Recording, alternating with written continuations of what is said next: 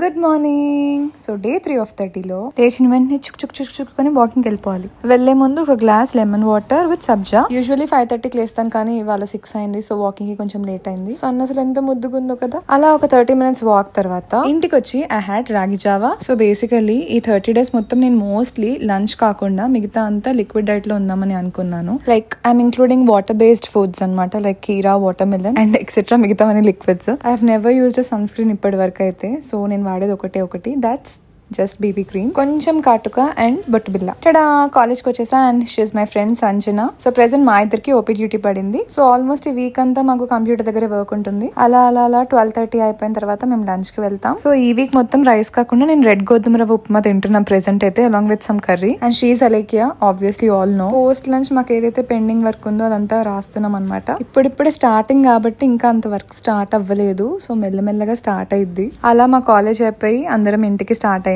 Finally I'm back home. Actually నాకు చాలా ఆకలిస్తుంది అనమాట, ఎందుకంటే మొత్తం లిక్విడ్స్ తో ఉండడం చాలా కష్టంగా ఉంది. సో పడుకునే ముందు ఐ హ్యాడ్ దిస్ జ్యూస్ అనమాట. So it has carrot and beetroot along with కొంచెం నిమ్మకాయ. And that's how my day ended. Good night.